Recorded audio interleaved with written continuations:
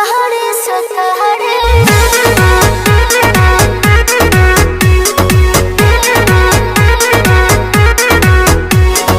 दिन भर के हम आइल बानी काम हो गइल शाम कुछ कर इंतजाम हो।